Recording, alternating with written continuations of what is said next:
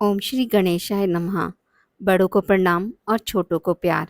आज मैं आपको वैशाख चौथ की कथा सुनाने जा रही हूँ। मन को शांत और कथा को धैर्य से सुने। कथा को पूरा सुनने से इसका पूर्ण फल मिलता है। एक नगर में एक सेठ सेठानी रहते थे। उनके एक बेटा व बहू थे। बहू बर्तन साफ कर पानी डाले नीचे जाती तो पड़ोसन पूछती, आज खाने में क्या खाया? तो वह कहती, बासी कुसी तरबासी। एक दिन जब वह बर्तन साफ कर पानी फेंकने गई तो रोजाना की तरह पड़ोसन ने पूछा, आज खाने में क्या खाया? तो उसने रोज वाला जवाब दिया, बासी कुसी तरबासी। उस दिन सेठ के बेटे ने उसकी बात सुन ली और मन ही मन में सोचने लगा, अभी तो यह गरम गरम भोजन करके आई है, फिर ये पड़ोसन को बासी क्यों बता रही है। दूसरे दिन उसने अपनी माँ से कहकर खीर खांड का भोजन बनवाया। माँ व बेटे बहू ने साथ बैठकर प्रसन्नता के साथ भोजन किया। बहू बर्तन साफ कर पानी डालने नीचे गई तो पीछे पीछे उसका पति भी गया। आज भी हमेशा की तरह पड़ोसन ने पूछा, आज क्या खाया? तो उसने वही रोज वाला जवाब दिया, बासी कुसी तरबासी। उसके पति को बहुत गुस्सा आया। रात्रि होने का इंतजार करने लगा। जब रात्रि में पत्नी कमरे में आई, हाथ पकड़कर बोला, मेरे सामने खीर खांड का भोजन करके आई है, फिर पड़ोसन को बासी भोजन क्यों बताया? तब वह मुस्कुराकर बोली कि यह आपके पूर्वजों की कमाई है। यह धन ना आपने कमाया ना आपके पिताजी ने, तो हुआ ना यह बासी। यह सुनकर उसने परदेश जाने का विचार कर सुबह उठकर माँ से बोला, मैं कमाने के लिए परदेश जाऊंगा। माँ ने कहा, अपने पास बहुत धन है, तुझे परदेश जाने की क्या आवश्यकता है? लेकिन वह नहीं माना और माँ की आज्ञा लेकर वह कमाने के लिए परदेश चला गया। वहाँ उसको एक सेठ के यहाँ नौकरी मिल गई। कुछ समय में ही उसने सारा कामकाज संभाल लिया। सेठ का विश्वास पात्र बन गया। सेठ अपना सारा कारोबार सौंपकर तीर्थ यात्रा पर चला गया।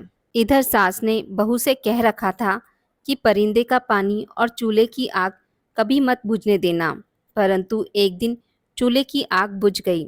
बहू पड़ोसन के घर अग्नि लेने गई। उसने देखा कि पड़ोस की औरतें किसी माता की पूजा कर रही थी। उसने पूछा, आप किस माता का पूजन कर रही हैं और इस पूजा को करने से क्या फल मिलता है?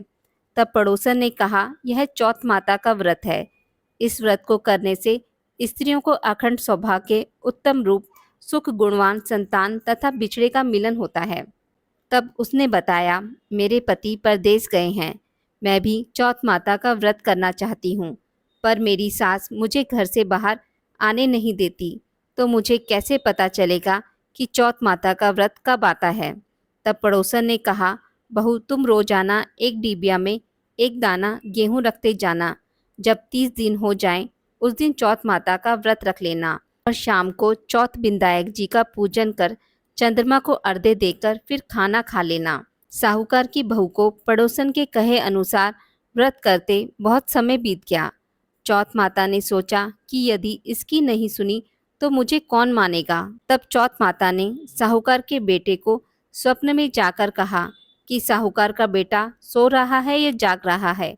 तो उसने कहा, ना सो रहा हूँ ना जाग रहा हूँ, चिंता में हूँ। इस पर चौथ माता ने कहा, चिंता छोड़ और घर जाकर तेरे परिवार को संभाल।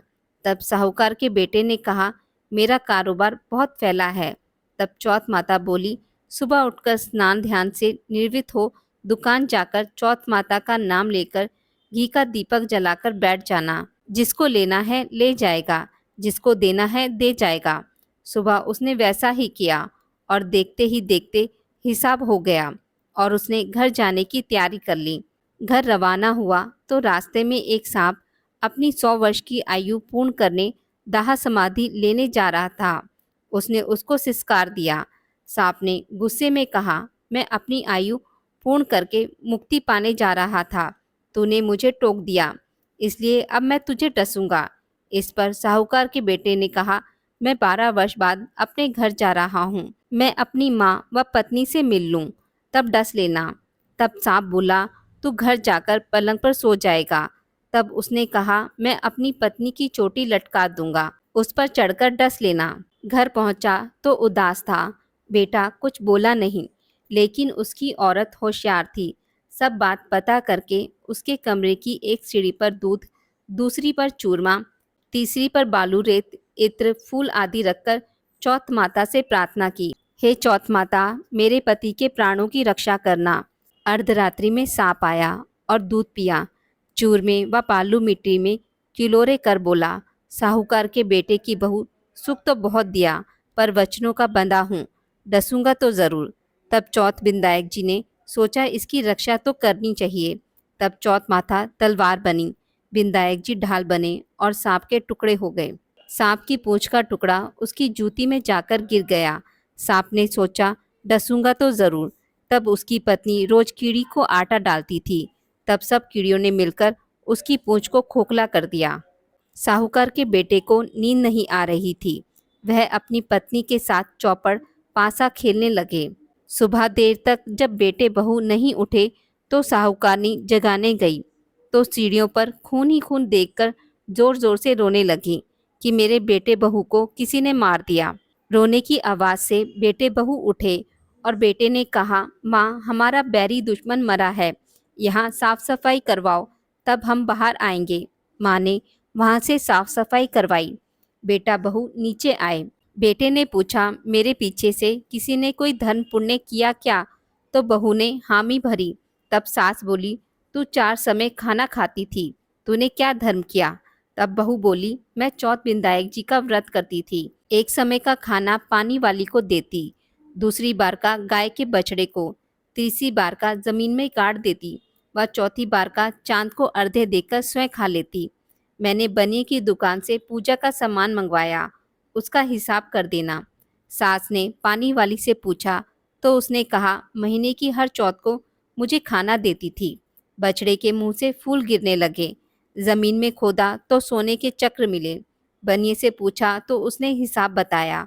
फिर बहू ने कहा, अब वैशाख की चौथ का उद्यापन करना है। सास बहू ने चौथ माता का उद्यापन धूमधाम से किया और सारी नगरी में कहलवा दिया कि सब कोई चौथ माता का व्रत करना, साल की 13 चौथ करना, 13 नहीं तो 4 करना, 4 नहीं तो 2 चौथ माता के व्रत तो अवश्य ही करना चाहिए। हे चौथ माता, उस पर प्रसन्न हुई वैसी सब पर होना, सबकी मनोकामना पूर्ण करना, अमर सुहाग देना।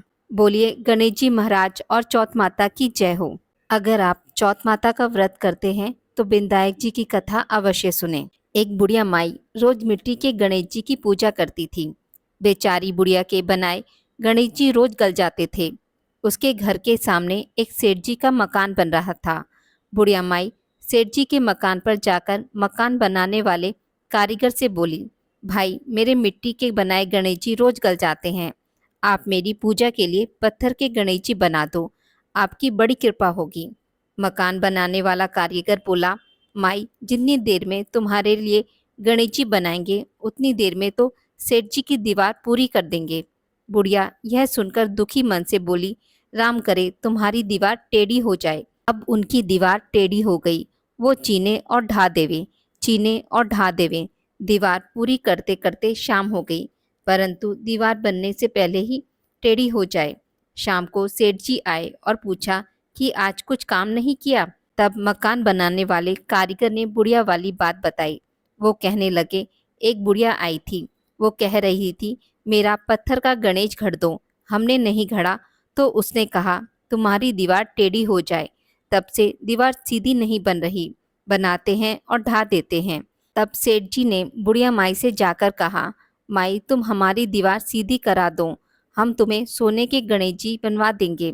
गणेश जी ने यह सुनते ही सेठ की दीवार सीधी कर दी। सेठ जी ने बुढ़िया माई को पूजा के लिए सोने के गणेश जी बनवा कर दिए।